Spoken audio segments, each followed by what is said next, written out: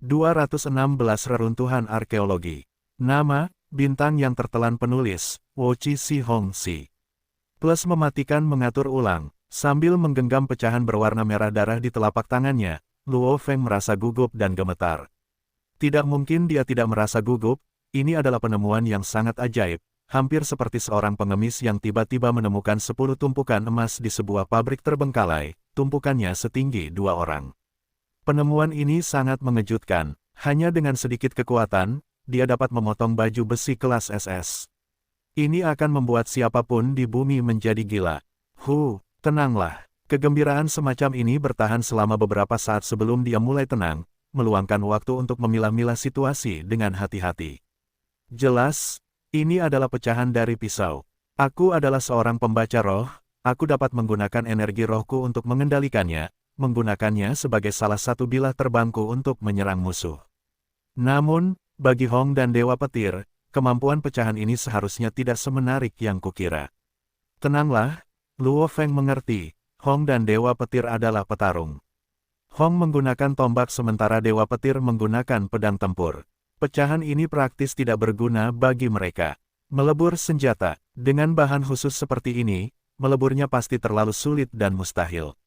Sementara Luo Feng tidak begitu mengerti tentang pecahan berwarna merah darah di tangannya, dalam waktu singkat yang dimilikinya, ia mengerti bahwa ini adalah senjata yang sangat menakutkan, pecahan senjata. Pecahan senjata itu, bagaimana bisa menahan suhu tinggi dan rendah yang ekstrim? Hong dan Dewa Petir tidak akan bisa menggunakannya secara efektif. Pecahan kecil ini, dimaksudkan untuk dikendalikan dan digunakan oleh pembaca roh. Tidak masalah, tanpa jaminan 100% untuk melindungi diriku sendiri, lebih baik aku tidak menggunakan pecahan ini dulu.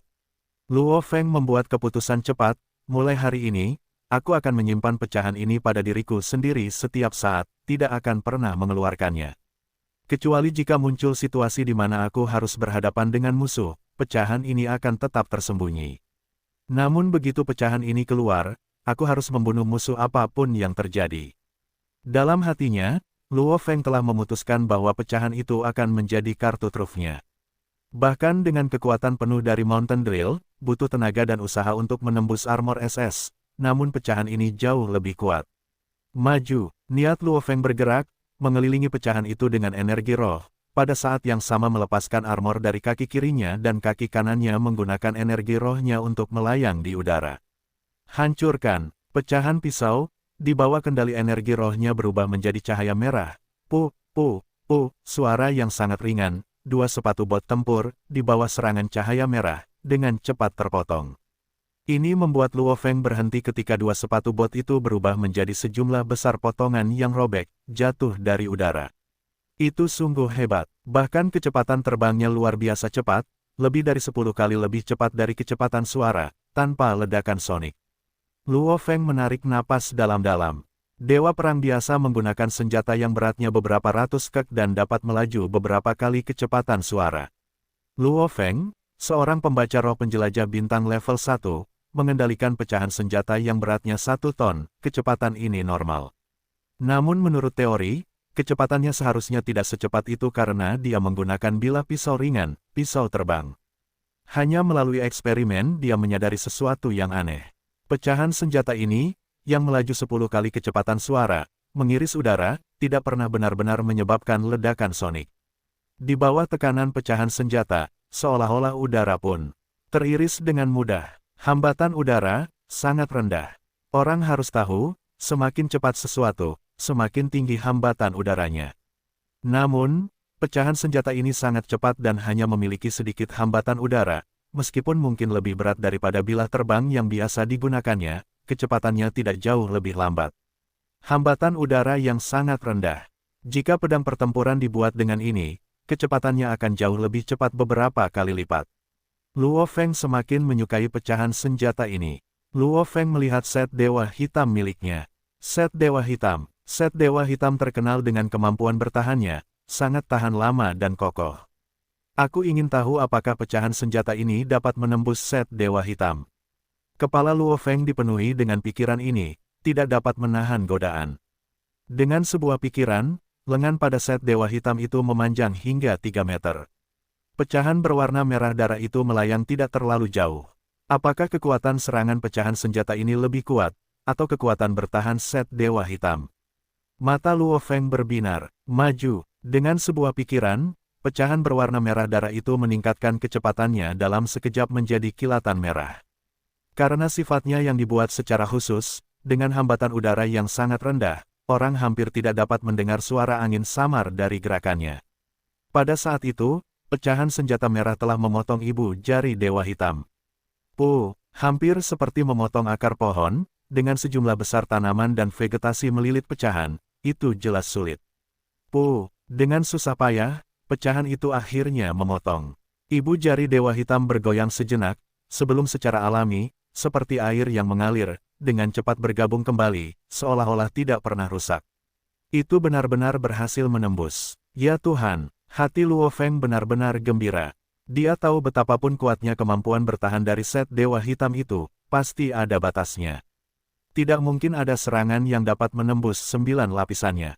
Namun, dia hanya seorang pemimpin roh penjelajah bintang level 1, dengan bantuan pecahan senjata ajaib sebenarnya memiliki kekuatan untuk menembus set Dewa Hitam itu. Meskipun hanya sesaat, set Dewa Hitam itu memperbaiki dirinya sendiri dengan sempurna setelahnya. Namun Luo Feng mengingatnya dengan sangat jelas. Hebat, namun kemampuan bertahan set Dewa Hitam ini benar-benar hebat. Aku menembus armor SS seperti tahu namun sangat sulit untuk menembus set Dewa Hitam itu. Tidak heran bahkan dengan kekuatan penuh, bor gunungku tidak dapat menghancurkan set Dewa Hitam itu. Luo Feng sangat gembira, dia tahu mulai hari ini. Jika dia terjebak dalam pertarungan maut yang sebenarnya. Bahkan jika perwakilan ketiga, keempat atau kelima menghadapi dirinya sendiri, itu akan mendatangkan kematian. Namun melawan Dewa Petir atau Hong, dia tidak memiliki jaminan seperti itu.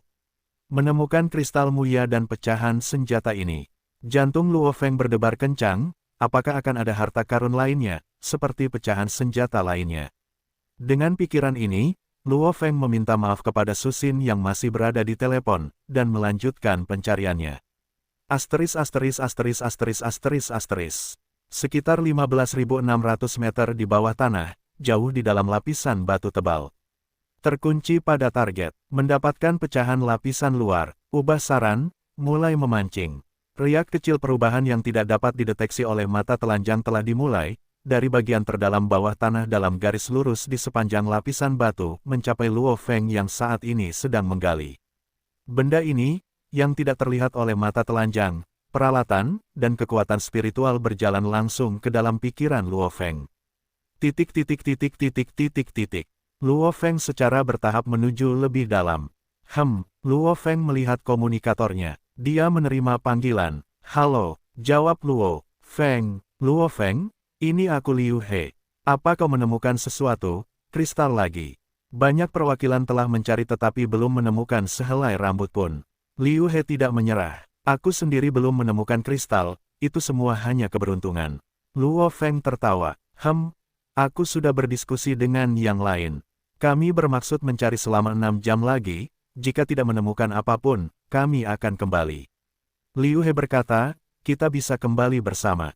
Oke, Luo Feng tersenyum lebar. Dia mengakhiri panggilannya. Aku sudah lama mencari dan belum menemukan pecahan lainnya.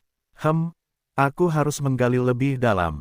Setelah sekian lama, dengan transformasi dunia dan pergerakan bumi, senjata misterius seperti itu seharusnya telah tenggelam ke bagian terdalam bumi. Luo Feng terus menyelam lebih dalam, hingga mencapai kedalaman 9.000 meter di bawah tanah. 9.000 meter, 10.000 meter, 11.000, 12.000. Semakin dalam dan dalam, akhirnya, 15.000 meter. Tiba di tempat tujuan, sembunyikan pintu kabin, tutup.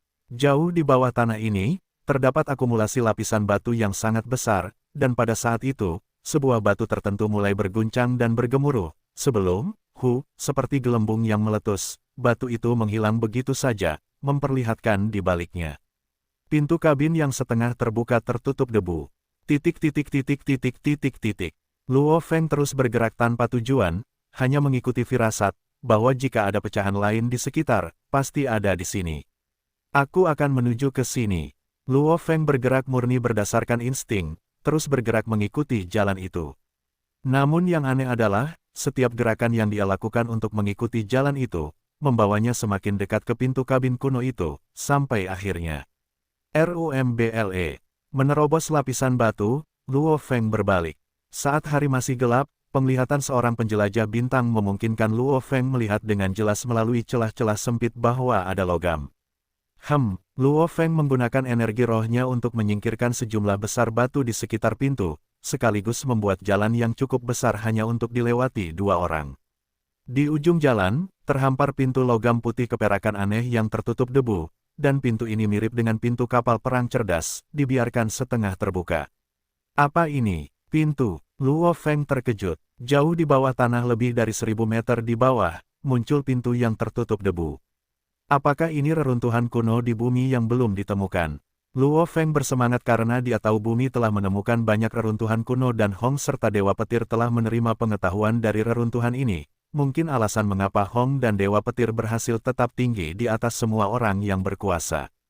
Pintu apa ini? Jantung Luo Feng berdebar kencang, segera mengeluarkan 18 bilah dari pesawat ulang-aliknya yang melayang.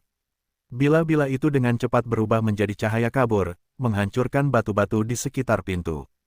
Ci. Begitu batu-batu itu disingkirkan, sepotong demi sepotong jatuh, terlihat logam putih keperakan yang serupa. Reruntuhan kuno ini mungkin berbahaya. Luo Feng seperti monyet yang penasaran, ingin memakan buah persik tetapi khawatir dengan perangkap yang mungkin ada di sekitarnya, melangkah satu langkah setiap kali hingga jaraknya hanya 20 meter. Sapuan energi spiritual, 20 meter dari pintu, Luo Feng memfokuskan energi spiritualnya di sepanjang pintu dan meresap ke permukaan, memeriksa apa yang ada di balik pintu misterius ini. Itu, Luo Feng tercengang, matanya merah karena kegembiraan dan keterkejutan, tidak heran banyak kristal mulia muncul di pulau berkabut. Peninggalan bersejarah, menemukan peninggalan bersejarah adalah cara tercepat untuk membuat nama di dunia. Hong menemukan cukup banyak peninggalan, sehingga menjadi orang terkaya di bumi, memberinya kemampuan untuk membangun jet otomatisnya sendiri yang unik. Set Dewa Hitam Luo Feng mulai bergerak, menyelimuti seluruh tubuhnya. Reruntuhan kuno ini tampak sangat besar. Seseorang harus berjalan sendiri sebelum dia bisa memeriksa seluruh tempat. Seseorang harus berkorban untuk mendapatkan hasil. Jantung Luo Feng berdebar kencang, pesawat ulang-aliknya yang terbang tinggi segera mengambil bentuk benteng gunung, mengayunkan bilahnya bersama pecahan bilah di udara yang mengelilinginya. Luo Feng menyipitkan matanya, melangkah satu persatu menuju pintu kabin. Pintu kabin itu lebarnya sekitar 20 meter, dengan jalan setapak sedalam 8 meter, yang luas dan bercabang ke kiri dan kanan. Kristal muya. Luo Feng menundukkan kepalanya, menatap lurus ke depan. Di tanah sepanjang jalan setapak, kristal-kristal kecil berwarna putih yang bersinar berkumpul bersama, 10, 20, 30, bayangan putih. Aroma beras yang pekat saat dia melangkah masuk melalui pintu kabin membuatnya tercekik.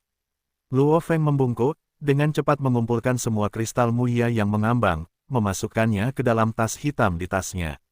Saat dia mengumpulkannya, dia menghitung masing-masing kristal. 289 kristal. Saat dia memasukkan kristal terakhir ke punggungnya, Luo Feng bisa merasakan jantungnya berdebar kencang, hampir seperti seseorang sedang menabuh genderang besar di dalam. Pasukan gabungan dari bumi berhasil memperoleh total 42 kristal secara resmi. Ditambah dengan yang tidak dilaporkan, saya perkirakan totalnya menjadi sekitar 60. Luo Feng membuat perkiraan kasar, setiap kristal itu bernilai sangat mahal bagi Men. Hong mungkin telah memperoleh 10 dan merasa sangat puas. Dia bahkan melamar Luo Feng dan yang lainnya, setiap kristal bernilai 20 poin bintang. Sekarang, Luo Feng, hanya di kabin itu, telah memperoleh 289 kristal. Jauh lebih banyak dari gabungan semua kekuatan bumi. Ini pasti tempat peristirahatan kristal yang sebenarnya, yang di luar tidak mungkin sebanyak itu. Hanya pintu masuk dan ada 289, aku ingin tahu apa lagi yang ada di sana. Luo Feng mengantisipasi lebih banyak lagi, reruntuhan arkeologi tidak mungkin hanya memiliki kristal muya, sebenarnya hanya pintu masuknya saja yang memiliki begitu banyak kristal. Ini membuktikan bahwa reruntuhan ini menyimpan harta yang jauh lebih besar di dalamnya. Jauh lebih besar dan lebih berlimpah daripada reruntuhan lain yang ditemukan di bumi. Mengikuti jalan setapak, Luo Feng berhati-hati saat dia melangkah masuk melalui lantai yang tertutup debu. Begitu melewati pintu, jalan setapak terbagi menjadi dua jalur kiri dan kanan. Saat dia melangkah ke persimpangan jalan, melihat ke kiri dan kanan, dia tertegun, itu. Di sisi kiri Luo Feng di jalan setapak, dindingnya terbuat dari logam unik, namun, dindingnya memiliki penyok besar dan bekas kepalan tangan, totalnya ada 9 bekas kepalan tangan besar. Di jalan setapak itu sendiri ada mayat besar yang bersandar di jalan setapak. Komputer kuantum mini, pindai. Luo Feng mengarahkan komputer kuantum mini itu langsung ke mayat itu. Targetnya tidak memiliki kekuatan hidup, sudah meninggal. Komputer kuantum mini itu menampilkan kata-kata itu melalui layarnya. Ya, mayat. Luo Feng menahan napas, dengan hati-hati memeriksa mayat itu. Kulit mayat ini benar-benar gelap, tubuhnya kuat dan kokoh. Dia bahkan mengenakan baju perang khusus yang ditutupi pola-pola unik, pola-pola yang jauh lebih rumit daripada yang ada di pesawat ulang-alik yang terbang tinggi. Kedua tangannya ditutupi sarung tangan khusus, satu pupil merah masih terbuka dan tampak bertekad. Ya Tuhan! Saat Luo Feng melakukan kontak mata dengan mayat itu, jantungnya mulai bergetar, hampir seperti semut melawan naga raksasa. Tidak, jika diungkapkan dengan benar, itu seperti orang normal yang menghadapi Pangu, sang pencipta alam semesta. Meskipun itu adalah mayat, satu mata itu sendiri tidak kehilangan cahayanya. Siapa yang tahu sudah berapa lama orang itu meninggal, namun satu tatapan itu membuat Luo Feng gemetar, keringat dingin mengalir dari kepala dan punggungnya. Ini, level seperti apa yang telah dicapai petarung yang kuat ini? Terlalu menakutkan. Luo Feng menarik napas dingin yang besar. Tenanglah, tenanglah. Dia menyadari bahwa dia tidak dapat mengatur kontak mata dengan mayat itu, saat dia melakukannya, bahkan jika dia mencoba menenangkan dirinya, dia akan tetap dipenuhi rasa takut yang tak terkendali. Jenis ketakutan akan hidupnya, tidak peduli seberapa kuat tekadnya. Jangan lihat matanya. Luo Feng perlahan-lahan menjadi tenang, menghindari tatapan mata mayat itu, dan memeriksa dengan saksama, tingginya sekitar 8 meter. Mirip sekali dengan gorila hitam besar, tetapi kulitnya sama sekali tidak berbulu, berkilau, dan halus. Dilihat dari sekelilingnya, mayat itu seharusnya sudah mati bertahun-tahun yang lalu. Namun, kulit dan rambutnya sama sekali tidak membusuk atau mengering. Hampir seperti masih hidup. Jika mayat itu tidak tertutup debu, Luo Feng akan berasumsi bahwa makhluk misterius ini mungkin sudah mati belum lama ini. Tubuhnya tampak tidak rusak, bagaimana bisa mati? Luo Feng berpikir sejenak, menggelengkan kepalanya. Dia sama sekali tidak punya jawaban. Mari kita lihat apa yang ada di dalamnya. Luo Feng tidak terburu-buru untuk memeriksa mayat itu lebih lanjut, berjalan melewati sisi mayat itu. Mengikuti jalan setapak yang luas, satu jalan tidak terhalang dengan jalan-jalan kecil di sepanjang jalan, namun Luo Feng terus mengikuti jalan setapak yang luas itu. Setelah sekitar 300 meter, jalan setapak itu mulai berkelok-kelok, hingga sebuah pintu besar muncul. Pintu ini lebarnya lebih dari 10 meter, dan tingginya lebih dari 10 meter. Pintu itu setengah terbuka. Ini, Luo Feng berusaha untuk tidak bersuara saat melangkah masuk. Ya Tuhan! Luo Feng tanpa sadar menghirup udara dingin, ini adalah aula setengah lingkaran yang tingginya setidaknya 10 meter, lebarnya 200 meter. Yang paling mengejutkan Luo Feng adalah, aula itu memiliki total 5 tubuh yang bentuknya aneh. Tidak, totalnya ada 6. Luo Feng menggunakan komputer kuantum mini untuk memindai sekali, memang tidak ada kekuatan hidup atau energi yang berasal dari salah satu dari mereka. Tak satu pun dari kelima tubuh itu masih tampak hidup, tanpa bentuk pembusukan apapun. Namun, tubuh keenam tidak memiliki apa-apa selain tulang yang bersinar keemasan, kulit dan rambut yang panjang berubah menjadi abu. Tubuh keenam ini, Luo Feng memeriksa dengan saksama. Salah satu mayat berbentuk aneh itu sangat mirip dengan yang ditemukannya di pintu masuk, sedikit lebih kecil tetapi mirip dengan gorila hitam dengan tinggi sekitar 6 meter. Tubuh ini ambruk setengah berlutut di tanah. Baju zirahnya rusak, tubuhnya penuh luka, tetapi tidak ada satupun luka yang menunjukkan tanda-tanda pembusukan. Tubuh kedua lebih mirip dengan manusia, tingginya sekitar 4 meter, ditutupi sisik hitam dengan tanduk di dahinya dan ekornya ditutupi sisik. Tubuh ketiga juga bentuknya mirip dengan manusia, tingginya sekitar 6 meter, kulitnya tampak hampir seperti tempurung kura-kura. Ini seperti salah satu film lama Amerika yang Luo Feng kenal, kurang dari Fantastik 4 lebih besar dari, di mana salah satu karakternya seperti manusia batu. Namun tubuh ini jauh lebih cantik. Cangkangnya halus dan berkilau, berkumpul hampir seperti baju zirah yang indah. Tubuh keempat, hampir identik dengan tubuh manusia. Kulit kuning, rambut hitam, dan bekas luka di wajahnya, tetapi dia tampak tenang saat dia duduk bersila di lantai, tubuhnya tertutup debu. Dari bumi, Cina, Luo Feng menatap tubuh keempat. Penasaran tetapi menyesal, Luo Feng bisa merasakan bahwa, meskipun makhluk-makhluk ini telah mati dalam waktu yang sangat lama, setiap mayat memancarkan kekuatan yang membuat seseorang gemetar tak berdaya. Mereka semua adalah prajurit yang luar biasa. Jauh lebih kuat daripada Hong dan Dewa Petir berkali-kali lipat, tak terhitung jumlahnya lebih kuat daripada Luo Feng sendiri. Dan yang ini benar-benar tampak seperti pria Tiongkok, membuat Luo Feng semakin menyesal bahwa dia telah mati. Mayat kelima ini, Luo Feng curiga saat dia melihatnya. Keempat mayat yang telah dia periksa memiliki luka-luka, tetapi luka-luka yang tidak mematikan. Mayat kelima ini tingginya 5 meter, tubuhnya berwarna tembaga, hampir seperti dibentuk dari tembaga, dan dadanya memiliki rongga besar, seperti ditusuk dengan tangan. Yang aneh adalah, rongga di dadanya sebenarnya diisi dengan bahan-bahan aneh berwarna tembaga, bukan organ. Apakah ini manusia? Luo Feng menggelengkan kepalanya. Tubuh keenam ini adalah yang paling normal. Luo Feng melihat tubuh itu, tingginya sekitar 2 meter, yang hanya tinggal tulang-tulang, bersinar keemasan. Hal yang paling unik adalah ada tanduk kecil melengkung di dahi tengkoraknya, hampir seperti membuktikan bahwa ia berbeda dari manusia bumi dengan itu. Titik. 6 mayat di aula, termasuk yang di jalan masuk, totalnya 7 mayat. Dari ke-7 mayat ini, hanya satu yang membusuk hingga hanya tersisa tulang emas, 6 lainnya hampir tidak rusak, tampak hidup. Jika semuanya mati pada saat yang sama, mengapa yang satu ini membusuk hingga hanya tersisa tulang-tulangnya? Jelas sudah lama mati, sementara yang lain belum membusuk sama sekali. Luo Feng curiga, waktu adalah senjata yang sangat kuat, di bawah pergerakan waktu, tubuh macam apa yang tidak bisa membusuk. Ia mengamati sekeliling aula. Aula itu sangat kosong, hanya lantai dan langit-langit yang penyok di sana-sini, seolah-olah pernah terjadi pertempuran sebelumnya. Sebuah suara terdengar. Luo Feng terkejut. Aula gelap itu tiba-tiba menyala, cahaya menyilaukan melesat turun dari langit-langit aula, menyelimuti seluruh aula. Pada saat yang sama, cahaya aneh itu terkonsentrasi di tengah aula, membentuk sosok siluet hitam seorang pria. Sosok ini tingginya sekitar 1,4 atau 1,5 meter, kecil seperti anak kecil, 2 tanduk tumbuh dari dahinya, pupil matanya merah dan mengenakan jubah hitam. Luo Feng, akhirnya kau datang. Anak berjubah hitam itu menatap Luo Feng, pupil matanya merah bersinar karena gembira.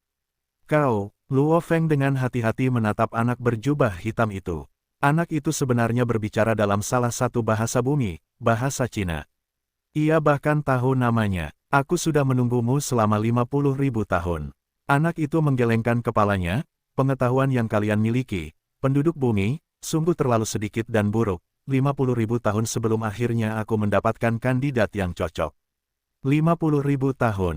Luo Feng gemetar, maksudmu, reruntuhan arkeologi ini sudah ada di sini selama 50.000 tahun. Apakah mereka sudah mati selama 50.000 tahun? Luo Feng menunjuk ke arah 6 mayat berbentuk unik di aula. Ya, mereka sudah mati selama 50.000 tahun. Anak berjubah hitam itu melirik ke 6 mayat di aula, menggelengkan kepalanya dan mendesah. Mereka semua adalah tokoh yang tak tertandingi, kuat, dan penting di alam semesta yang luas, makhluk abadi. Waktu itu sendiri kehilangan kemegahannya di hadapan makhluk-makhluk ini, bahkan dalam kematian. Tubuh mereka tetap abadi selamanya. Namun, begitu guru meninggal, mereka harus mengikuti dan dikuburkan bersamanya. Anak berjubah hitam itu menatap Luo Feng, ikuti aku untuk memberi penghormatan kepada guru. Di aula berbentuk setengah lingkaran yang menakjubkan itu, tangan putih kecil anak berjubah hitam itu menunjuk ke tengah tanah. Tiba-tiba, suara cici terdengar, dan lantai logam itu tiba-tiba terbelah, memperlihatkan sebuah terowongan. Ikutlah denganku. Anak berjubah hitam itu berjalan di depan sementara Luo Feng mengikutinya dari belakang. Dia ingin aku memberi penghormatan kepada guru yang mana? Guru yang meninggal 50.000 tahun yang lalu. Luo Feng dipenuhi dengan kebingungan. Namun satu hal yang jelas, dengan apa yang telah ditunjukkan reruntuhan arkeologi sejauh ini, sungguh tidak perlu trik khusus untuk membunuhnya. Jadi Luo Feng hanya bisa dengan paksa menekan rasa ingin tahunya dan mengikuti satu langkah demi satu langkah. Di ujung terowongan, anak berjubah hitam itu melompat turun, sementara Luo Feng juga melompat mengejarnya. Kedalaman lorong itu sekitar 30 meter. Ketika anak berjubah hitam dan Luo Feng mendarat di tanah di bawah, aula gelap itu menyala. Dengan sekilas pandang, Luo Feng melihat bahwa aula gelap ini kosong. Dindingnya membentuk bentuk segi 8 tetapi tidak ada apapun di dalam aula itu. Buka, anak berjubah hitam itu menunjuk ke arah tanah. Krak gelombang, tanah bergetar pelan dan perlahan mulai terbelah. Mayat guru ditempatkan di lokasi yang sangat aman. Kau harus menunggu sebentar untuk melihatnya. Anak berjubah hitam itu melihat ke arah Luo Feng, pupil matanya yang merah darah membuat orang membeku. Luo Feng, kau pasti sedang bingung sekarang, kan? Ya, Luo Feng tidak menyangkalnya. Perkenalkan diriku, aku Babata. Kau bisa memanggilku, Iblis Babata. Tentu saja, begitulah kedengarannya jika diterjemahkan ke dalam bahasa Mandarin di bumi. Seharusnya disebut, dalam bahasa umum di alam semesta. Meskipun Luo Feng mendengar apa yang dikatakan anak berjubah hitam itu, dia sama sekali tidak bisa memahaminya. Luo Feng membeku, Iblis Babata. Kata, iblis di sini, adalah gelar yang kuberikan pada diriku sendiri, lanjut anak berjubah hitam itu, intinya, aku adalah Ai. Ai, Luo Feng bingung. Ai seperti orang kristal botak di reruntuhan arkeologi tanda pagar 9. Namun, Ai memiliki tingkatan yang berbeda. Program logika sederhana milikmu di bumi tidak berhak disebut Ai. Untuk bisa disebut Ai, tidak akan kalah dengan manusia dalam berpikir kritis. Seperti Ai di reruntuhan arkeologi tanda pagar 9, hanya itu yang bisa disebut Ai sejati, kata anak berjubah hitam itu. Sedangkan aku, meskipun aku pada dasarnya adalah Ai, setelah mengikuti guru selama bertahun-tahun yang tak terhitung jumlahnya, aku telah melampaui Ai. Aku bisa disebut Ai yang hidup. Aku adalah makhluk hidup seperti kalian manusia, hewan, tumbuhan, del. Nada suara anak berjubah hitam itu sedikit bersemangat. Saya juga memiliki berbagai emosi seperti senang, marah, sedih, dan lain-lain. Dan saya juga memiliki kemampuan untuk melatih diri saya sendiri. Dan saat itu, Tuanku menyiapkan tubuh untukku. Dengan tubuh itu, aku membiarkan nama, Iblis Babata, menyebar ke banyak galaksi di alam semesta yang luas. Sedikit kebanggaan terpancar di wajah anak berjubah hitam itu. Luo Feng diam-diam terkejut saat mendengarnya. Kegembiraan, kemarahan, dan kesedihan. Kemampuan untuk berlatih. Bagaimana ini bisa menjadi sistem Ai? Memang berhak disebut Ai yang hidup. Menurut apa yang dia katakan, ada 4 tingkatan, program logika Ai yang sebanding dengan logika manusia nyata Ai dengan emosi Ai yang hidup. Dalam pertempuran yang melibatkan galaksi yang tak terhitung jumlahnya dan menghancurkan banyak hal yang tak terhitung jumlahnya, tubuhku hancur dan aku sekali lagi kembali ke keberadaan virtual Ai, kata anak berjubah hitam itu dengan sedikit kesedihan, aku masih bisa kembali menjadi Ai virtual, tetapi Tuan, dia menoleh ke peti mati kristal yang perlahan muncul. Sebuah peti mati kristal transparan, perlahan melayang dari tanah. Luo Feng juga melihat dengan saksama. Peti mati kristal itu panjangnya 6 meter, lebarnya 4 meter, dan tingginya 2 meter. Peti mati kristal yang sepenuhnya transparan itu memancarkan udara dingin yang mengerikan. Luo Feng, yang mengenakan perlengkapan dewa hitamnya dan merupakan pembaca roh di tahap penjelajah bintang 1, tidak dapat menahan diri untuk tidak menggigil. Terlalu dingin. Dengan suhu serendah ini, peti mati kristal ini mungkin tidak terbuat dari kristal. Namun Luo Feng juga tidak tahu bahan apa ini, jadi untuk saat ini ia akan menyebutnya peti mati kristal. Di dalam peti mati kristal itu tergeletak mayat. Mayat ini panjangnya sekitar 3 meter dan memiliki 2 antena fleksibel di dahinya. Selain tubuhnya yang besar dan antenanya, ia tampak persis seperti manusia di bumi. Ia mengenakan jubah hitam yang bersinar redup. Rambutnya yang panjang terurai saat ia berbaring diam di dalam peti mati kristal, seolah-olah ia sedang tidur. Wajahnya sangat tampan, dan kedua matanya yang sipit dan panjang tampak sangat feminin, meskipun ia hanya mayat sekarang, ia memiliki kecantikan yang aneh yang dapat mengguncang jiwa seseorang. Tuan, Anak berjubah hitam itu memegangi peti mati kristal itu. Tangan putih mungilnya menggenggam erat sementara dia memasang ekspresi garang. Dua air mata jatuh. Ai hidup bahkan bisa menangis. Luo Feng sedikit terkejut. Berlututlah, anak berjubah hitam itu dengan marah menoleh ke arah Luo Feng. Luo Feng membeku. Aku menyuruhmu berlutut, karena kau adalah anggota planet Yunmo, dan tuanku adalah tuan planet Yunmo. Kau seharusnya berlutut, geram anak berjubah hitam itu. Sedikit kegilaan terlihat di matanya. Namun, tak lama kemudian, anak berjubah hitam itu menutup matanya lalu membukanya lagi. Ia menjadi sedikit tenang saat ia tertawa getir. Aku tidak berbicara dengan siapapun selama 50.000 tahun, jadi emosiku agak kacau. Tanpa kegembiraan, kemarahan, atau kesedihan, aku hanyalah Ai sederhana. 50.000 tahun kesendirian tidaklah banyak. Namun setelah mengembangkan emosi, 50.000 tahun sangat melelahkan untuk dijalani. Sungguh, emosiku cukup baik di masa lalu. Luo Feng tidak tahu apakah harus tertawa atau menangis. Babata, kau mengatakan mayat ini adalah tuan planet Yunmo, mungkinkah ia Huyanbo? Luo Feng sedikit gugup. Ya, jika diterjemahkan ke dalam bahasa Mandarin bumi, itu bisa diterjemahkan menjadi Huyanbo. Emosi anak berjubah hitam itu tampaknya berangsur-angsur mereda. Huyanbo, guru planet Yunmo, Huyanbo.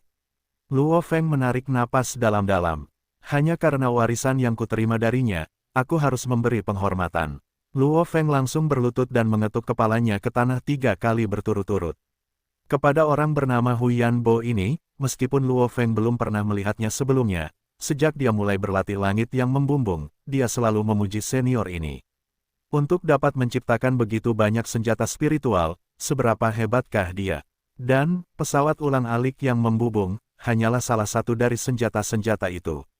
Karena dia menggunakan pesawat ulang-alik yang membubung dan berlatih langit yang membubung, dia harus memberi penghormatan kepada senior ini. Luo Feng, anak berjubah hitam itu melihat ke arah Luo Feng. Biar aku tanya, apakah kau bersedia menjadi murid guruku dan menjadi calon guru planet Yunmo? Tentu saja, planet Yunmo sudah hancur, kekuatan ini sudah dilenyapkan. Menjadi muridnya, Luo Feng membeku. Menjadi murid orang yang sudah meninggal. Mungkinkah, guru planet Yunmo yang sangat kuat ini memiliki semacam harta karun untuk diwariskan? Ketika anak berjubah hitam, Babata, melihat Luo Feng ragu-ragu, dia mulai sedikit gugup karena ini adalah orang pertama yang cocok yang dia temui dalam 50.000 tahun. Dia segera berkata, Luo Feng, guruku Huyanbo, adalah eksistensi abadi. Dalam sekitar 6.000 era dia hidup, dia menjelajah alam semesta dan menjadi salah satu petarung yang benar-benar kuat di alam semesta. Sekitar 6.000 era, Luo Feng mengikuti. Satu era, setara dengan bumi. 10.081 tahun, kata Babata. Senior Huyanbo hidup sekitar 60 juta tahun. Luo Feng menatap Babata. Babata membelalakan matanya dan berkata dengan marah, Tuan adalah eksistensi abadi, eksistensi abadi. Jika bukan karena pertempuran terakhir, Tuan bisa hidup selamanya. Di alam semesta yang luas, ada banyak yang telah hidup lebih dari 100 juta tahun. Bahkan ada beberapa eksistensi abadi yang telah ada lebih lama dari bumi. Luo Feng berkedip 2 kali. Waktu keberadaan bumi, waktu keberadaan beberapa petarung yang kuat. Luo Feng, menggunakan frasa dari bumimu, kau adalah katak di dalam sumur. Wajah Babata dipenuhi dengan kemarahan. Namun, wajah putih mungilnya tampak cukup imut. Kau telah mengunjungi reruntuhan arkeologi Tanda Pagar 9, tetapi yang disebut reruntuhan arkeologi Tanda Pagar 9 itu hanyalah salah satu dari sejumlah besar pangkalan pemantauan di bawah planet Yunmo, dan informasinya sangat sedikit. Hari ini, aku akan memberimu pelajaran dan membiarkanmu memahami keajaiban dan luasnya alam semesta. Babata mengangkat kepala mungilnya. Menurut apa yang kalian, penduduk bumi katakan, galaksi tempat kalian tinggal disebut Bima Sakti. Tapi tahukah kalian, ada berapa galaksi di alam semesta yang luas ini? Luo Feng ingat pernah belajar di sekolah bahwa bumi telah menemukan lebih dari 10 miliar galaksi. Alam semesta memang luas dan tak terbatas. Sebuah galaksi sudah sangat besar, dan 10 miliar galaksi adalah angka astronomi. Dan ini hanya sebagian yang telah ditemukan manusia. Beberapa lusin miliar galaksi. Luo Feng agak ragu-ragu dan memberikan angka kasar tanpa rasa percaya diri. Babata mengerutkan kening dan kemudian berkata, kurasa cukup baik bagimu untuk memberikan jawaban seperti itu. Ada banyak sekali bentuk kehidupan dalam jumlah spesies yang tak terhitung jumlahnya yang tumbuh di alam semesta. Dari spesies-spesies itu, manusia adalah salah satu ras terkuat di alam semesta. Ketika aku berbicara tentang manusia, aku tidak berbicara tentang apa yang kau ketahui di bumi. Seperti dalam permainan kecil di planetmu, Orc, Elf, Del, disebutkan. Mereka semua dianggap sebagai cabang dari ras manusia. Luo Feng hanya bisa mendengarkan dengan saksama. Galaksi Bima Sakti tempat bumi berada memiliki total sekitar 200 miliar bintang. Jumlah planetnya sangat banyak sehingga mengejutkan. Namun, dari planet yang tak terhitung jumlahnya, hanya sekitar 210.000 di antaranya yang dihuni oleh banyak orang, kata Babata, Galaksi Bima Sakti, Galaksi Beta, Del. 8 galaksi besar yang berdekatan ini membentuk Kekaisaran Silver Blue, negara beradab tingkat rendah di alam semesta. 8 galaksi, 1 kekaisaran. Luo Feng tidak percaya, dan juga, Anda mengatakan bahwa ada sekitar 210.000 planet dengan kehidupan dalam jumlah besar di galaksi Bima Sakti. Astaga, dan bumi bahkan belum menemukan satu pun sejauh ini. Mengejutkan, meskipun Kekaisaran Silver Blue adalah negara tingkat rendah, mereka tetaplah negara beradab tingkat rendah di alam semesta. Peradaban mereka jauh melampaui peradabanmu. Bahkan jika mereka mengirim armada kapal antariksa keluar angkasa yang mengelilingi bumimu, kamu mungkin tidak akan dapat menemukan mereka. Kata Babata dengan nada meremehkan, biasanya, jika galaksi sebesar galaksi Bima Sakti berkembang secara normal, satu petarung tingkat alam semesta akan lahir. Tentu saja, dengan bimbingan dari seorang guru yang kuat, efisiensinya bisa lebih tinggi. Namun, tebakanku adalah bahwa di 8 galaksi besar di bawah kendali Kekaisaran Silver Blue, akan cukup bagus jika jumlah petarung tingkat alam semesta melampaui 10. Tentu saja, negara beradab tingkat rendah, bagaikan seekor semut di depan tuanku, kata Babata tanpa henti. Bangsa beradab tingkat rendah bagaikan seekor semut di hadapan penguasa planet Yunmo. Luo Feng terkejut mendengar kalimat ini. Kekaisaran Silver Blue ini adalah kekaisaran besar yang menguasai galaksi Bima Sakti, Galaksi Beta, dan 6 galaksi lainnya. Galaksi Bima Sakti saja memiliki lebih dari 210.000 planet dengan kehidupan dalam jumlah besar di dalamnya, jadi seberapa besarkah kekaisaran ini? Bumi bagaikan sebutir pasir di lautan jika dibandingkan dengan kekaisaran ini. Namun, kekaisaran sekuat itu tampaknya tidak ada apa-apanya di benak Babata. Jangan ragu, kau bahkan tidak bisa membayangkan kekuatan tuanku. Ada sedikit pujian di mata Babata. Sudah kukatakan bahwa galaksi Bima Sakti, Galaksi Beta, dan 6 galaksi lainnya bersatu untuk membentuk Kekaisaran Silver Blue, bangsa beradab tingkat rendah di alam semesta. Menurut peta alam semesta, galaksi kalian adalah bagian dari medan bintang Gunung Naga Hitam, yang berisi total 8.000 galaksi.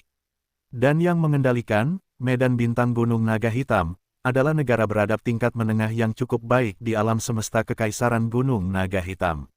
Kekaisaran Gunung Naga Hitam memiliki kendali langsung atas lebih dari 6.000 galaksi dan lebih dari 500 negara beradab tingkat rendah. Dan Kekaisaran Silver Blue hanyalah salah satu negara yang termasuk dalam Kekaisaran Gunung Naga Hitam, Babata berbicara dengan lancar. Luo Feng sedikit tercengang. Medan bintang Gunung Naga Hitam berisi sekitar 8.000 galaksi.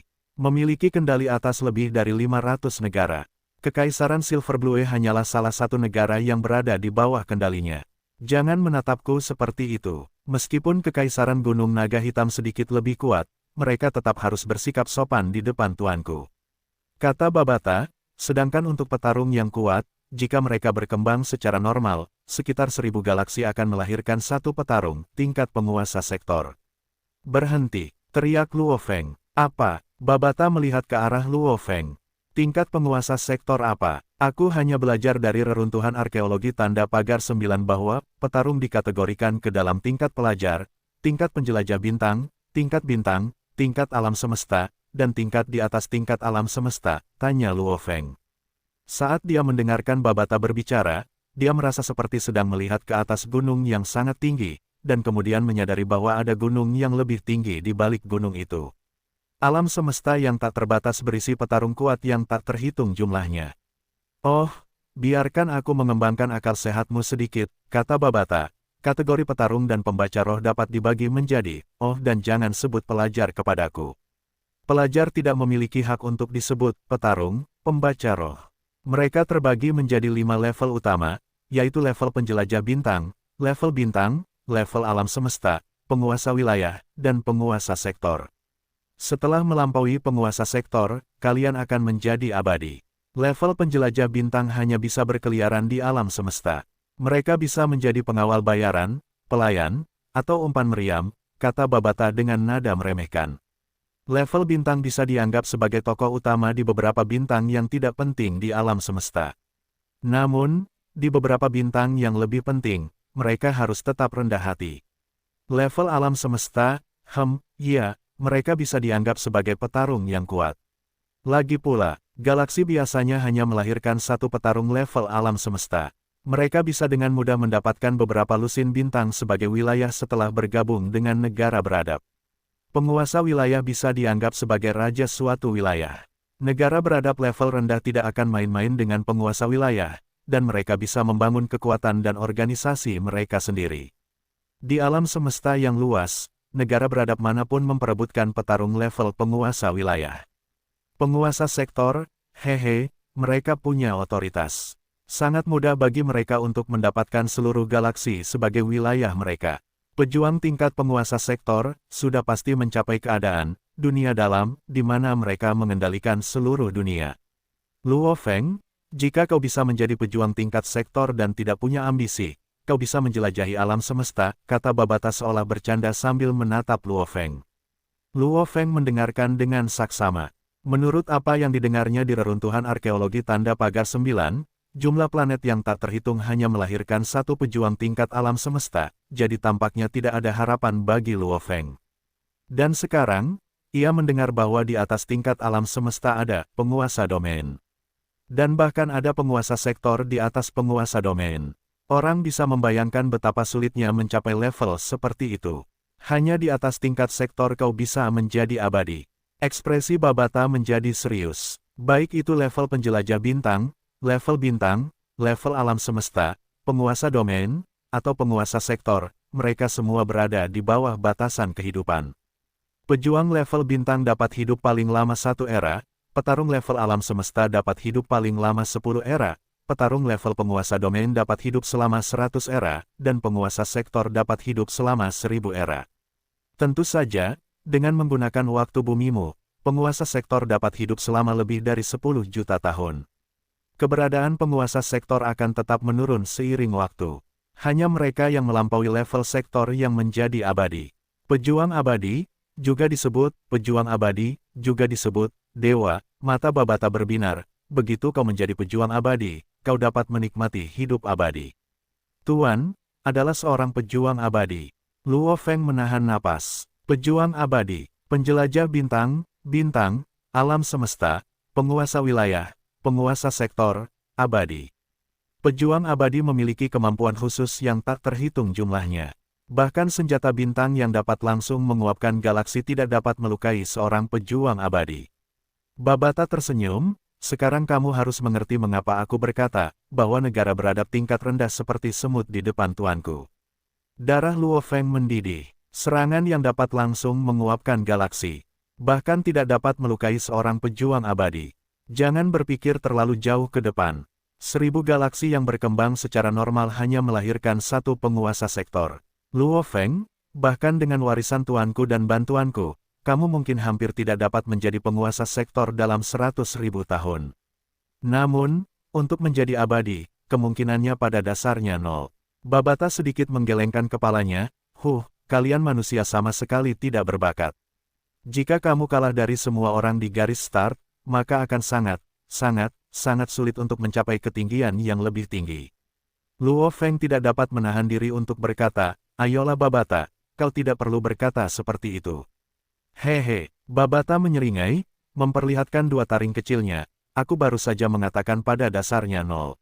Sebenarnya ada cara untuk mempercepat latihanmu 10 kali lipat, 100 kali lipat.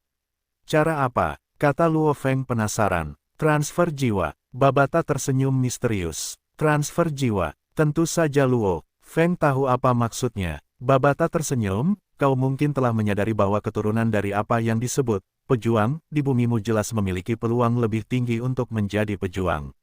Ya, angguk Luo Feng. Keturunan seorang pejuang memiliki peluang lebih tinggi untuk menjadi seorang pejuang. Itu karena gen orang tua mereka sudah luar biasa, jadi gen mereka tidak akan kekurangan. Ini adalah jenis evolusi, kata Babata, jika bumimu memiliki 10.000 tahun atau 100.000 tahun lagi, setiap orang di bumi dapat menjadi petarung tingkat pelajar. Dan di alam semesta yang luas, ada beberapa ras manusia yang telah berevolusi dengan sangat sempurna. Desah Babata, misalnya, ras manusia yang berada di peringkat 10 besar dalam hal garis keturunan manusia planet Manka. Meskipun manusia planet Manka jumlahnya sedikit, masing-masing dari mereka lahir sebagai petarung tingkat penjelajah bintang. Saat masih anak-anak, mereka biasanya berada di tingkat bintang. Saat mereka dewasa muda, mereka biasanya berada di tingkat alam semesta. Dan saat mereka dewasa, mereka berada di tingkat penguasa domain. Mereka memiliki salah satu garis keturunan terbaik dari ras manusia.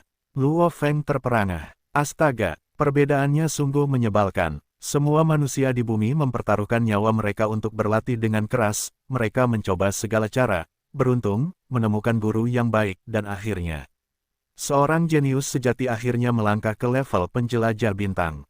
Bagaimana dengan mereka? Mereka hanya minum dan bermain dan ketika mereka dewasa, mereka berada di tingkat penguasa wilayah, mampu menghancurkan sebuah planet dengan jentikan tangan. Bukankah ini terlalu tidak adil? Luo Feng bahkan tidak tahu harus berkata apa lagi. Tidak adil, itu karena nenek moyang orang-orang planet Manka berlatih keras untuk terus meningkatkan dan menyempurnakan ras mereka. Hanya setelah itu ras mereka dapat stabil di tingkat itu. Kata Babata dengan ketidakpuasan, jika bumi tidak melahirkan sejumlah besar pejuang yang kuat, orang-orang di bumi tidak akan pernah menjadi kuat. Luo Feng sedikit mengangguk, kemarahan di dadanya mereda. Ya, hanya karena kerja keras nenek moyang suatu ras gen ras itu dapat menjadi semakin sempurna, yang mengarah pada keturunan yang semakin berbakat. Seberapa cepat orang planet Manka dapat berlatih dibandingkan dengan seseorang dari bumi Anda? Dapatkah Anda bayangkan? Ejek Babata, di seluruh galaksi Bima Sakti, ada 210.000 planet dengan jumlah penduduk yang besar. Jumlah penduduknya tidak terhitung. Namun, bahkan dari jumlah itu, akan lebih baik jika satu petarung tingkat alam semesta lahir. Sedangkan untuk orang-orang planet Manka, begitu mereka dewasa, mereka akan menjadi penguasa wilayah. Jadi, jika kau ingin menjadi petarung yang tidak akan pernah mati, salah satu caranya adalah, tunggu dirimu menjadi sedikit lebih kuat dan kemudian curi tubuh ras yang lebih kuat. Babata menoleh ke arah peti kristal, kau lihat itu. Meskipun tubuh asli guru sedikit lebih baik dari kalian, penduduk bumi, itu tidak jauh lebih baik. Kemudian, karena keberuntungan, guru menggunakan teknik pemindahan jiwa dan mengambil alih tubuh seorang pemuda dari suku Longke. Suku Longke dapat menduduki peringkat 30 teratas dalam hal peringkat garis keturunan manusia. Ketika mereka menjadi dewasa, mereka dapat mencapai tingkat alam semesta. Dengan tubuh ini, kecepatan latihan guru melonjak dengan kecepatan yang mencengangkan. Tetapi bahkan dengan itu, guru melewati cobaan demi cobaan untuk menjadi pejuang abadi. Karena sangat sulit bagi orang planet Manka atau seseorang dari suku Longke untuk menjadi abadi. Babata menyeringai ke arah Luo Feng, apa, kau menentang pemindahan jiwa? Tidak dapat, menyerahkan tubuhmu sendiri. Luo Feng mengakui bahwa dia tidak benar-benar bersedia menyerahkan tubuhnya sendiri. Betapa bodohnya, Babata mengerutkan bibirnya tak berdaya, matanya yang merah darah menatap Luo Feng dengan jijik, dan kau adalah pembaca roh. Tidakkah kau tahu, bahwa hakikat diri seseorang adalah jiwa? Baiklah, memindahkan jiwa tidak semudah itu. Kau hanya bisa memindahkan jiwa ke target yang jiwanya lebih lemah dari milikmu. Jika kau bertemu seseorang dengan jiwa yang lebih kuat, kau akan berakhir dihabisi oleh mereka. Babata menggelengkan kepalanya, sayang sekali kalian manusia tidak punya bakat. Karena seseorang dengan kekuatan otak 22 akhirnya muncul, aku tidak bisa terlalu pilih-pilih. Bukankah seharusnya 21? Kata Luo Feng. Babata menepuk kepala kecilnya, astaga. Kau polos seperti selembar kertas putih. Apa kau pikir jika kau terus berlatih menjadi pembaca roh, kekuatan otakmu tidak akan pernah meningkat? Saat kau berada di tahap siswa tingkat 9, kekuatan otakmu adalah 21. Namun, menerobos ke tingkat penjelajah bintang adalah transformasi dalam kehidupan itu sendiri, jadi kekuatan otakmu meningkat menjadi 22. Namun, jangan sombong. Angka-angka ini hanya bisa diucapkan dengan lantang di galaksi Bima Sakti. Babata menggelengkan kepalanya dengan jijik. Di beberapa planet yang lebih kuat atau planet inti di suatu negara, ada orang dengan kekuatan otak mencapai 30 atau bahkan 40 di tingkat siswa. Sayang sekali aku tidak punya pilihan. Atau lebih tepatnya, aku hanya bisa memilih di bumi. Harus memilih yang tinggi dari para kurcaci ini. Kurasa iblis Babata yang agung harus dengan murah hati membantu bocah penjelajah bintang kecil sepertimu. Babata mengangkat kepalanya, saya harus mengakui bahwa saya terlambat memulai. Luo Feng berkata, hatinya berat, namun dia tidak dapat menyangkal bahwa di bumi, di dunia tinju, dia dianggap jenius, selalu yang terbaik dan tercerdas di antara mereka yang seusianya di dojo. Di sekolah menengah, dia adalah yang terbaik dan tercerdas. Begitu dia menjadi seorang pejuang, memasuki dojo paling bergengsi di bumi, dia masih dianggap yang terbaik. Baru berusia 21 tahun dan dia telah menjadi pembaca roh penjelajah bintang, salah satu dari 6 penyelidik besar. Dia bahkan setara dengan ketua ketiga. Namun, dari kata-kata Babata, nilainya sangat menyedihkan. Dia sendiri tahu bahwa apa yang dikatakan Babata itu benar, hanya saja cakrawala Babata melampaui bumi. Babata, jika aku tidak melakukan pemindahan jiwa, berapa lama waktu yang dibutuhkan untuk mencapai tingkat bintang? Dan berapa lama sebelum aku mencapai tingkat alam semesta? Luo Feng bertanya, 50 tahun untuk tingkat bintang, pasti. Babata berkata dengan percaya diri, 500 tahun untuk tingkat alam semesta, tidak masalah. Sedangkan untuk tingkat penguasa domain, dengan persiapan yang ditinggalkan guruku sebelum ia meninggal untuk murid-muridnya, 5.000 tahun minus 10.000 tahun seharusnya sudah cukup.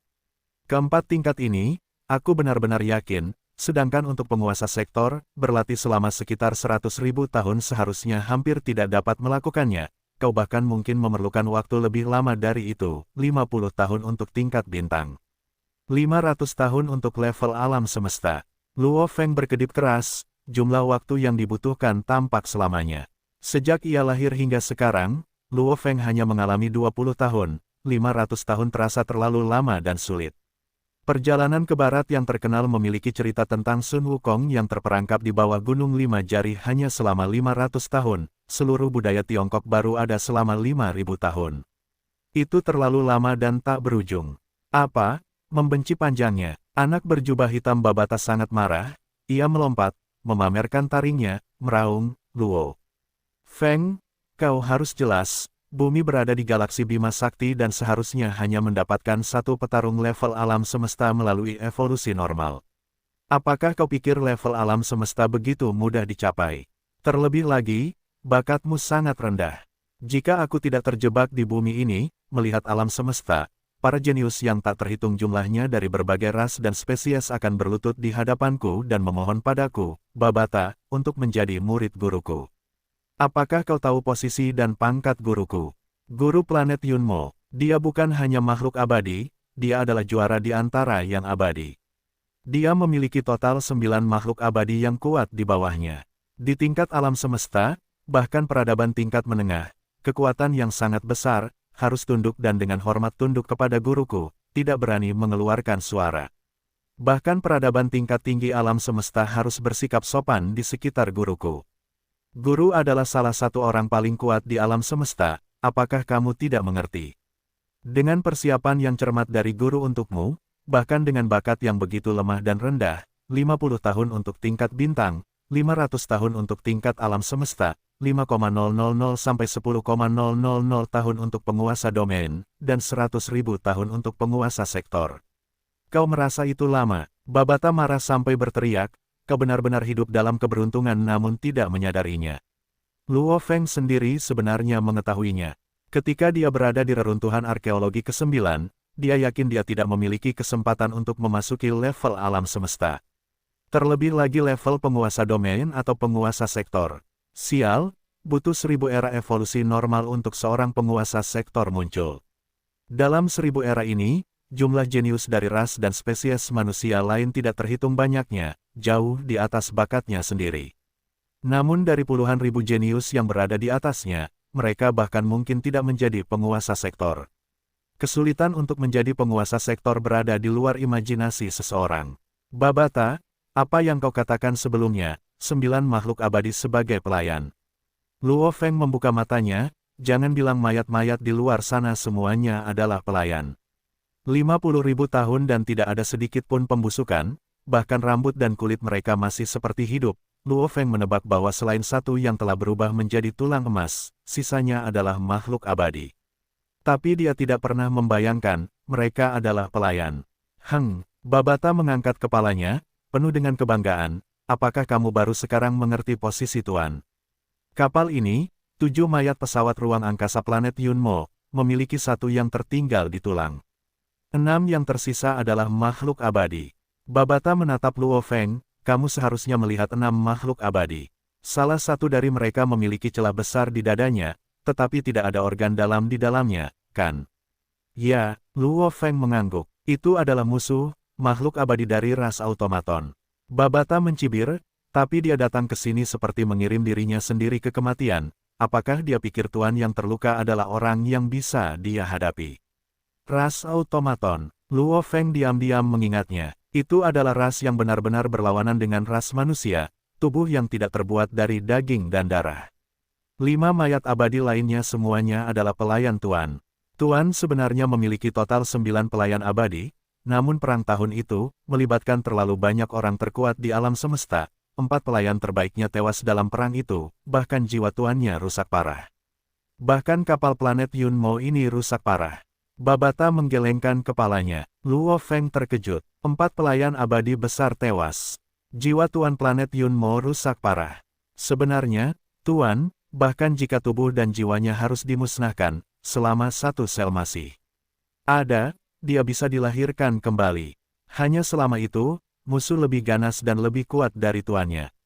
Dia menggelengkan kepalanya. Apakah itu manusia? Luo Feng tercengang. Baik tubuh maupun jiwa hancur, bahkan tanpa jiwa, dia dapat terlahir kembali hanya dari sel atau fragmen.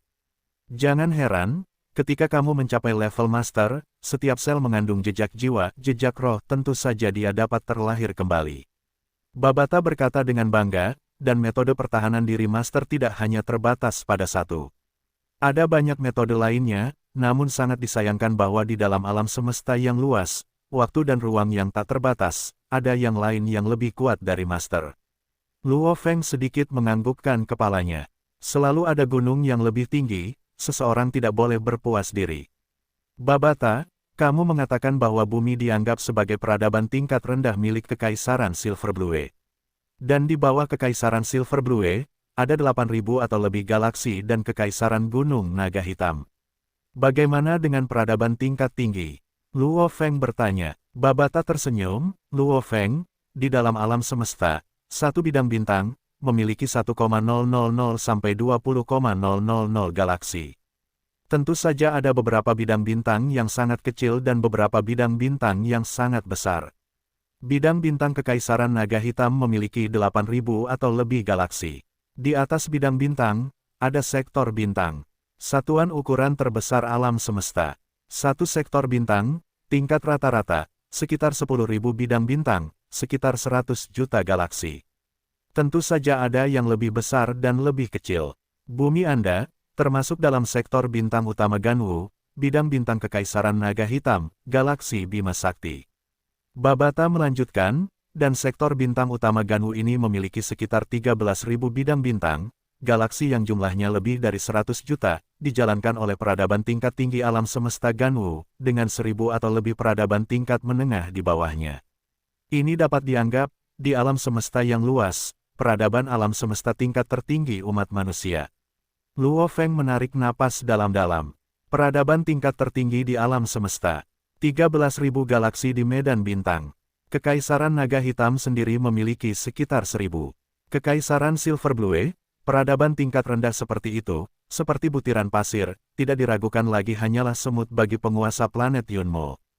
Peradaban tingkat tinggi di alam semesta, tingkat menengah dan tingkat rendah. Luo Feng menghafal semua ini. Bumiku, termasuk dalam sektor bintang utama Ganwu, medan bintang Kekaisaran Naga Hitam, galaksi Bima Sakti. Jangan ambisius. Kata Babata, peradaban alam semesta Ganwu telah ada selama era yang tak terhitung jumlahnya, dengan wilayah yang luas, bahkan makhluk abadi tidak dapat berharap untuk mencakup semuanya. Luo Feng mengangguk. Diameter galaksi Bima Sakti lebih dari 100.000 tahun cahaya. Peradaban alam semesta Ganwu memiliki lebih dari 100 juta galaksi. Seberapa besar itu? Luo Feng. Babata menatap Luo Feng. Di alam semesta yang luas, ras manusia adalah salah satu ras terkemuka. Tahukah kamu mengapa? Luo Feng curiga. Ada keragaman yang luas. Babata menekankan, ada banyak jenis manusia. Orang Manka dari sebelumnya, Longke, adalah garis keturunan terkuat. Namun, karena ada banyak garis keturunan dan klan yang jumlahnya mencapai puluhan ribu, akan ada yang kuat dan yang lemah. Seperti garis keturunan bumi yang umumnya dianggap lebih lemah, tetapi jangan putus asa, di dalam alam semesta, ada lebih banyak lagi yang lebih lemah. Dengan banyaknya spesies manusia, populasinya juga lebih besar, karenanya mereka menjadi salah satu klan terkemuka di alam semesta. Selain klan terkemuka, ada lebih banyak bentuk kehidupan yang berbeda dan unik di alam semesta. Kelompok-kelompok ini, jangan pernah berpikir mereka mudah dihadapi. Hanya karena populasi mereka sedikit, karenanya posisi mereka tidak tinggi di alam semesta. Jika berbicara tentang kekuatan, ada banyak bentuk kehidupan yang sangat kuat dan mengejutkan. Berbagai bentuk kehidupan yang aneh dan ganjil, hingga puluhan ribu, sangat aneh. Meskipun sebagian besar lebih lemah dalam kekuatan tempur, ada banyak yang lebih kuat. Garis keturunan Manka manusia, menjadi penguasa wilayah saat mereka dewasa. Mereka adalah salah satu garis keturunan utama manusia, namun di alam semesta yang luas, ada bentuk kehidupan khusus yang bahkan lebih kuat dari orang Manka. Salah satu yang paling terkenal adalah binatang angkasa. Binatang angkasa, setelah dewasa, semuanya dapat menjelajahi alam semesta tanpa perlengkapan pelindung apapun. Kata Babata, Luo Feng terkejut. Binatang angkasa, memiliki banyak jenis, yang lemah, adalah penjelajah bintang saat lahir, penjelajah bintang saat remaja, dan tingkat alam semesta saat dewasa. Ini adalah monster luar angkasa yang paling lemah. Beberapa lebih dekat dengan orang Manka, penjelajah bintang saat lahir, tingkat bintang saat tumbuh, alam semesta saat dewasa muda dan penguasa domain saat puncaknya. Yang paling menakutkan dari monster luar angkasa, penjelajah bintang saat lahir. Tingkat alam semesta saat muda, penguasa domain saat dewasa muda dan penguasa sektor saat puncaknya. Mereka adalah pemimpin di alam semesta. Babata menatap Luo Feng, tingkat keabadian tidak dapat dicapai hanya dengan mengandalkan garis keturunan, jadi garis keturunan terbaik adalah mereka yang dapat mencapai tingkat penguasa sektor. Garis keturunan terbaik manusia, dapat mencapai tingkat penguasa domain. Itu dianggap sangat bagus. Di alam semesta beberapa benar-benar dapat tumbuh langsung ke tingkat penguasa sektor, itu seperti mengambil langkah dan mencapai surga. Tentu saja, ini ada kekurangannya. Jumlah mereka sangat sedikit. Babata tertawa, mari kita ambil kelompok garis keturunan monster luar angkasa terkemuka, Flaming Star Beast, mereka lahir di dalam bintang, suhu tinggi bahkan tidak dapat membahayakan mereka. Mereka menelan bintang yang tak terhitung jumlahnya dan menghabiskan banyak waktu sebelum menjadi penguasa sektor. Begitu mereka menjadi penguasa sektor, mereka tidak perlu lagi menelan bintang. Rentang hidup seekor binatang bintang yang menyala-nyala sangatlah panjang. Namun sejak lahir hingga mati, ia mengembara di alam semesta, mungkin tidak pernah bertemu dengan binatang bintang yang menyala-nyala lainnya. Ada beberapa jenis lagi yang mirip dengan kehidupan binatang angkasa ini. Tanpa kecuali, populasinya sangat sedikit. Babata menggelengkan kepalanya, namun jika kau pernah bertemu dengan satu di alam semesta, kau harus sangat berhati-hati. Luo Feng menganggukkan kepalanya, ya ampun, makhluk yang memakan bintang, sungguh tidak normal. Namun ia mungkin tidak akan pernah bertemu dengan salah satu dari jenisnya dengan populasi yang sangat sedikit. Secara umum, ada banyak sekali ras dan klan manusia, bersama dengan bentuk kehidupan lain yang tak terhitung jumlahnya. Alam semesta yang luas, bahkan makhluk yang tidak pernah mati pun sulit untuk memahaminya sepenuhnya. Bahkan jika kau sekuat tuanku, kau tetap bisa jatuh. Babata menatap Luo Feng, sebelum tuanku meninggal, katanya, tidak peduli seberapa kuat dirimu, kau tetap harus memperlakukan alam semesta dengan hormat. Luo Feng mengangguk, Tuan planet Yunmo, dengan 9 makhluk yang tidak pernah mati di bawahnya, tetap binasa. Luo Feng, kau yang memutuskan, apakah kau akan memanggil guruku sebagai gurumu atau tidak? Babata menatap Luo Feng, jika kau melakukannya, maka kau akan dapat menerima apa yang telah ia persiapkan untuk murid-muridnya. Tentu saja, kau dapat memilih untuk tidak melakukannya. Babata tersenyum, memperlihatkan dua taringnya. Jika kau tidak melakukannya, demi melindungi guruku dan rahasianya, aku harus membunuhmu. Pilihlah, keputusan ada di tanganmu.